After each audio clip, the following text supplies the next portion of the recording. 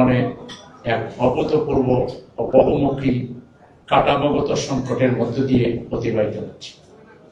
আন্তর্জাতিক ঋণ মান নির্ধারণকারী সংস্থা ফিচ কর্তৃক দেশের সার্বভৌম অর্থনৈতিক পূর্বাভাস স্থিতিশীল থেকে নেতিবাচক দ্বারায় অবনমন এবং জিডিপি প্রবৃদ্ধির পূর্বাভাস হ্রাস পেয়ে যথাক্রমে 2025-26 অর্থবছরে 3.7% এবং 2026-27 অর্থবছরে 3.5% দাঁড়ানো এ সংকটের তীব্রতা প্রমাণ করে।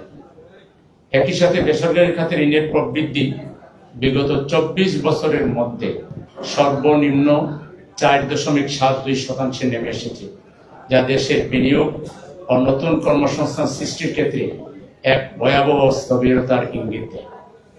বিগত 1.5 দশকের শাসন ব্যবস্থায় ব্যাংক খাতের পদ্ধতিগত ধ্বংস সাধন এবং আনুমানিক প্রায় 28 লাখ কোটি টাকা বিদেশে পাচারের ফলে রাষ্ট্রীয় কোষাগার আজ চরম শূন্যতা ও তরল সংকটে জর্জরিত।